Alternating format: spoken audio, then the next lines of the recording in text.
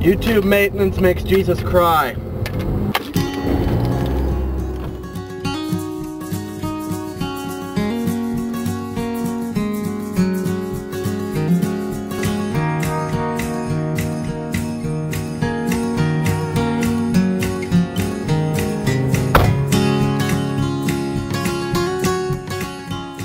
What this season of Heroes is really calling into question is the idea of what makes a villain, what makes a bad guy.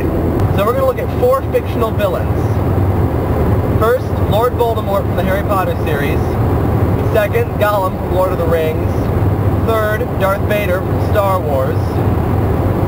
And fourth, Sylar from Heroes. The main thing that I like about these 4 villains is that all 4 of them, we see their backstory, and we see that they didn't start out as the evil incarnate beings that they are. And when we look at their backstories, we see that they aren't born evil. They aren't created evil. They just don't start out evil. They are products of evil ideas that are already kind of set into place.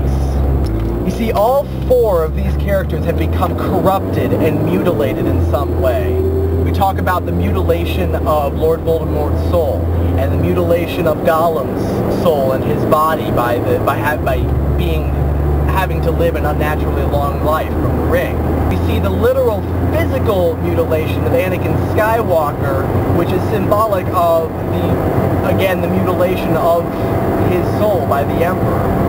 And with Sylar, it's given a more literal sense, where his DNA itself has become warped because of the infusion of several different powers that's mentioned in Season 1. So his moral compass is askew. Another similarity between these 4 is that they all hide behind titles or other names. None of them are generally referred to by their original name. And the thing that these other names, these original names do, is that they make the person ordinary again. They kind of invoke that human presence, the person that they were before they came infused by these evil ideas. And so because of all this, in all 4 of these villains, we see the potential for good. One of the things that they tell us in Book 7 is that if Lord Voldemort feels remorse at any time, it will undo the damage done by creating the Horcruxes. There is a time in Lord of the Rings where Smeagol wins out over Gollum, up until Smeagol feels betrayed, and then Gollum is allowed to come back in. Darth Vader sees his son, Anakin Skywalker, comes back and helps defeat the Emperor. And then that brings us to Sylar. I really do think that we see moments that show us Gabriel Gray as opposed to Sylar. We see the human part of him.